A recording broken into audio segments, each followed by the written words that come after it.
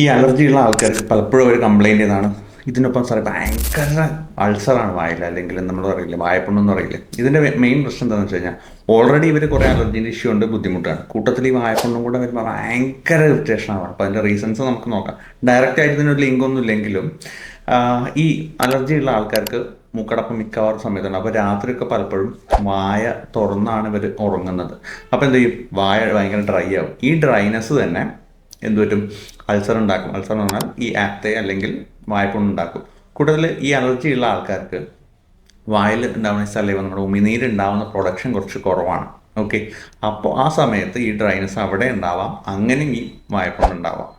പിന്നെ ചില കേസസിൽ ചില മെഡിസിൻസ് ആൻറ്റിഹിസ്റ്റമിൻസ് എടുക്കുന്നതിൻ്റെ ഭാഗമായിട്ട് ഈ ഇഷ്യൂ ഉണ്ടാവാം.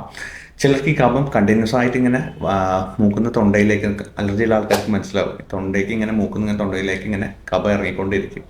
അപ്പോൾ അതിൻ്റെ ഒരു റിയാക്ഷനായിട്ട് വായിൽ ഈ ഓറൽ ഇതിൽ ഇങ്ങനെ സിംറ്റംസ് കാണുന്നുണ്ട്.